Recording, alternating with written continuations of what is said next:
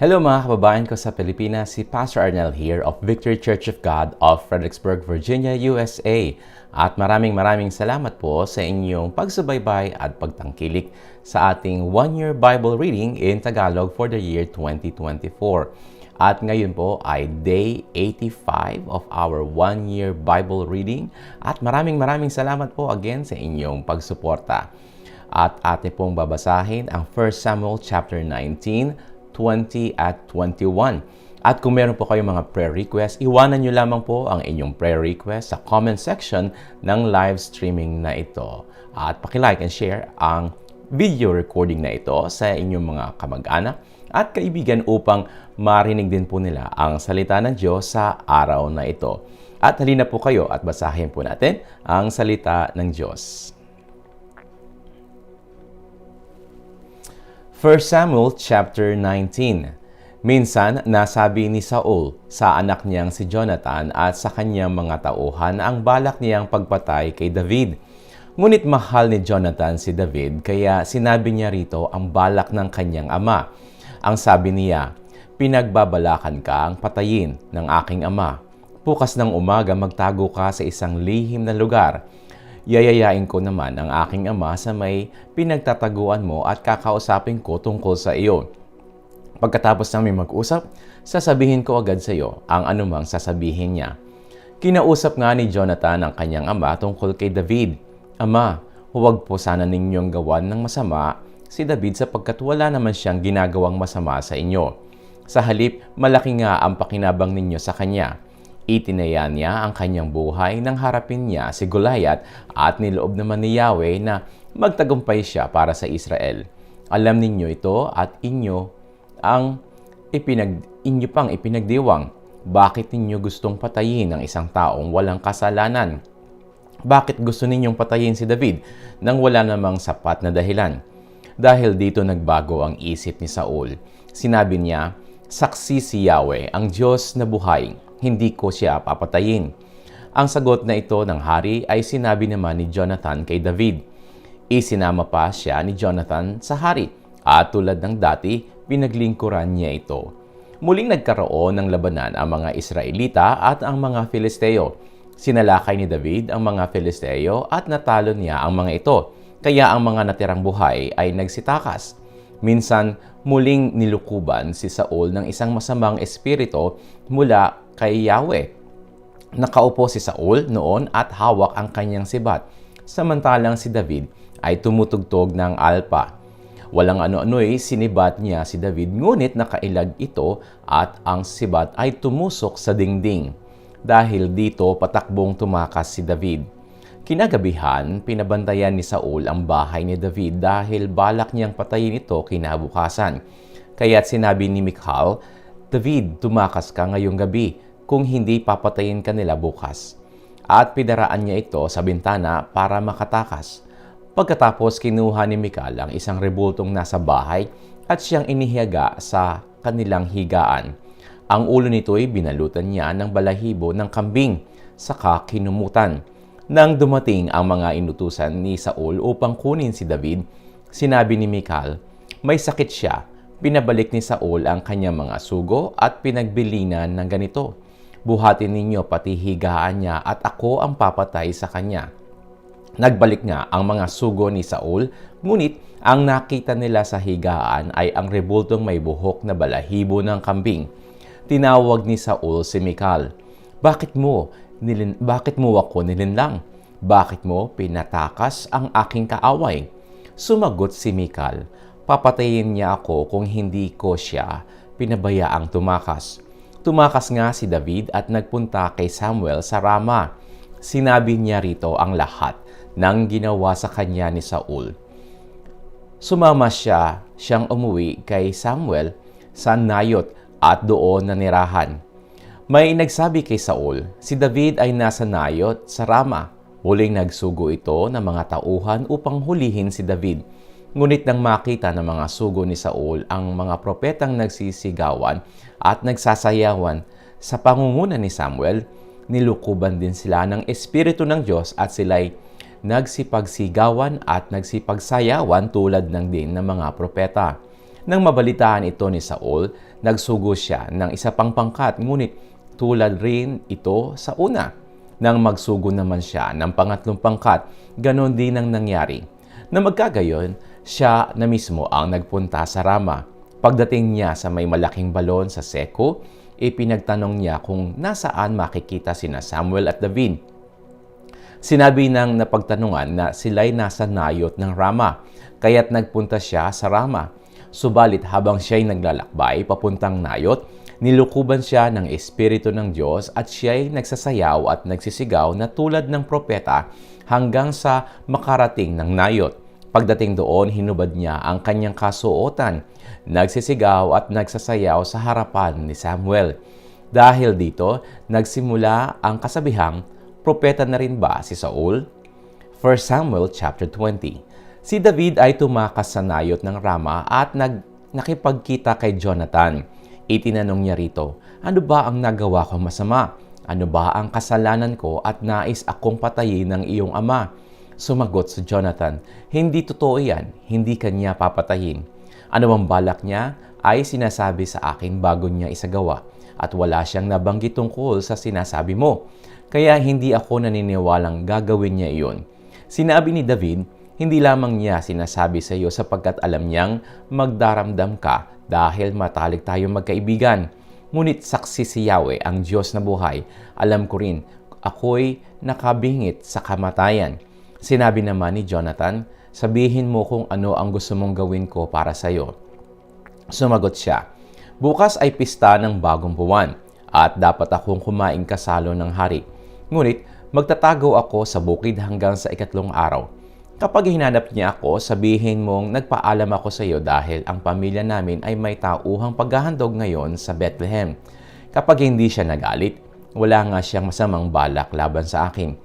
Ngunit kapag nagalit siya, nais nga niya akong patayin. Hinihiling ko sa iyong tapatin mo ako alang-alang sa ating sumpaan sa harapan ni Yahweh.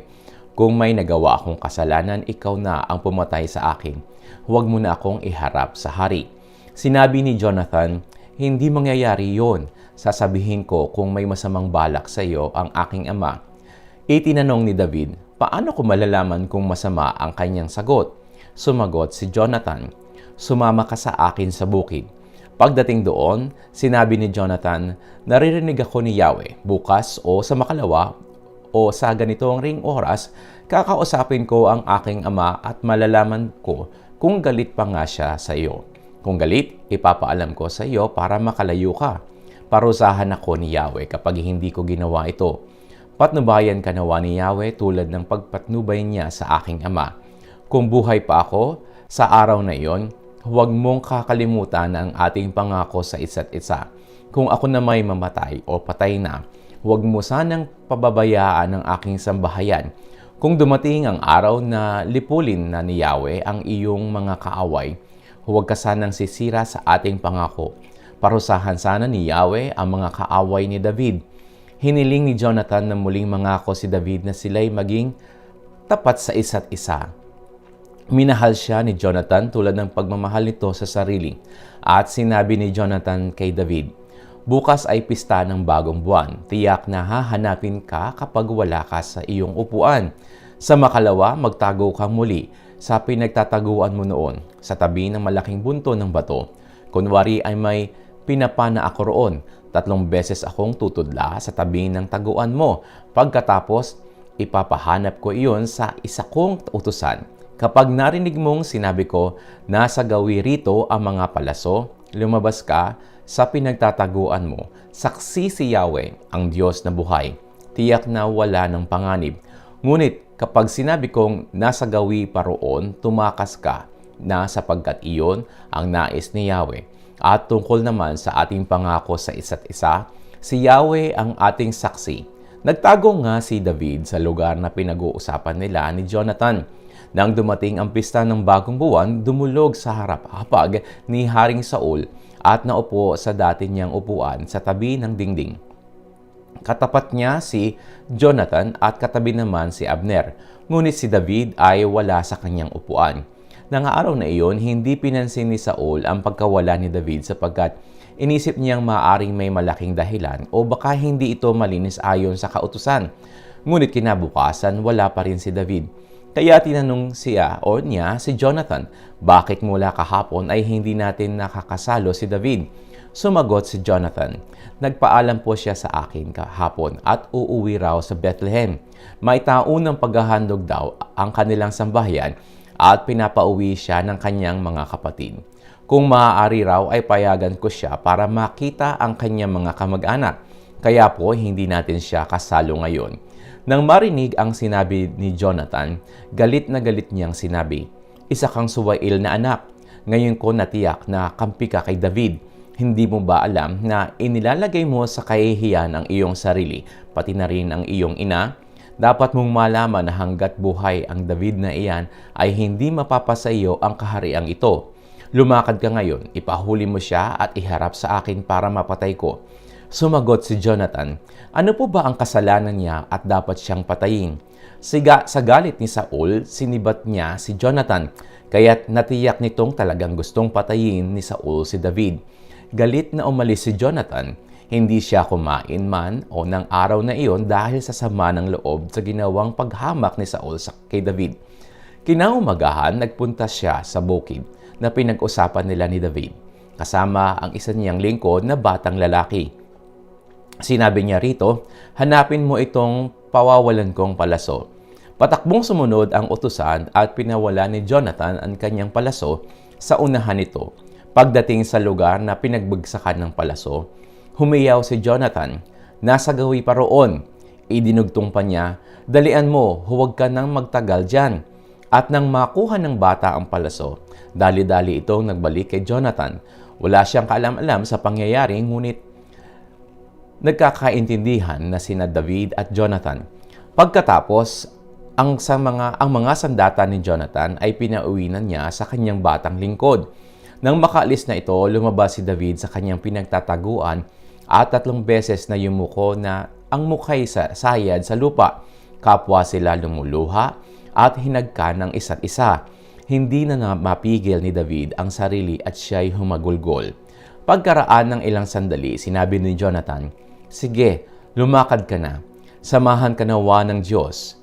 Tulungan nawa tayo ni Yahweh na huwag masira ang ating pangako sa isa't isa, pati ang ating mga susunod na salinlahi magpakailanman. At naghiwalay silang dalawa. Umalis na si David at umuwi naman sa lungsod si Jonathan. 1 Samuel chapter 21. Si David ay nagpunta sa Nob at nagtuloy siya sa paring si Ahimelech. Sinalubong siya nito at nanginginig na tinanong, wala kang kasama? Bakit ka nag-iisa? Sumagot si David, inutusan ako ng hari at ayaw niyang ipasabi kahit kanino. Iniwan ko ang aking mga kasama. Nagpapahintay ako doon sa kanila. Ano ba ang makakain dyan? Bigyan mo ako ng 5 tinapay o kahit anong nariyan. Sinabi ng pari, walang tinapay dito kundi ang panghandog. Maaari ko itong ibigay sa iyo kung ang mga kasamahan mo'y hindi sumiping sa babae bago magpunta rito.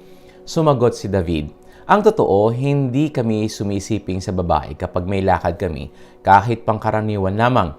Ngayon pa kaya na di karaniwan ang lakad namin. At ibinigay ng pari kay David ang tinapay na panghandog sa harapan ni Yahweh upang ang mga ito'y palitan ng bago sa araw na iyon. Nagkataong naroon si Doeg na Edomita, ang pinakapuno sa mga pastol ni Saul upang sumamba kay Yahweh. Tinanong pa ni David si Ahimelech, wala ka bang sibat o tabak dyan? Hindi ako nakapagdala kahit anong sandata sapagkat madalian ang utos ng hari. Sumagot ang pari, ang tabak lamang ng Filisteyong si Goliath na pinatay mo ang narito, nababalot ng damit at nakatago sa likod ng ephod na nakasabit. Kunin mo kung gusto mo. Iyan ang pinakamainam. Ibigay mo sa akin, sabi ni David. Nang araw na iyon, si David ay nagpatuloy sa pagtakas kay Haring Saul at siya'y nagpunta kay Aquis na hari ng Gath. Ngunit nakilala siya ng mga tauhan ni Aquis at sinabi nila, di ba't iyan si David na hari ng kanyang bayan? Siya ang tinutukoy ng mga mananayaw sa awit nilang pumatay si Saul ng libo-libo at si David na may 10,000. Pinag-isipang mabuti ni David ang usapang ito at siya'y natakot sa maaaring gawin sa kanya ni Haring Akuis. Kaya't nagkunwari siyang baliw nang siya'y hulihin. Nagsusulat siya sa mga pader ng pintuan bayan at hinahayaang tumulo ang kanyang laway. Kaya sinabi ni Akuis sa kanyang mga tagapaglingkod, "Bakit iniharap ninyo iyan sa akin? Hindi ba ninyo nakikita't baliw? Masakit na ang ulo ko sa dami ng baliw dito. Bakit idinagdag pa ninyo iyang isang iyan? Ilayon niyo iyan." At maraming salamat po sa inyong pagsubaybay sa ating pagbabasa ng Biblia sa taong ito. At pagpalain po kayo ng ating Diyos na buhay at banal sa pangalan ng Panginoong Hesukristo. Ito'y aking dalangin para sa inyo. Amen at amen.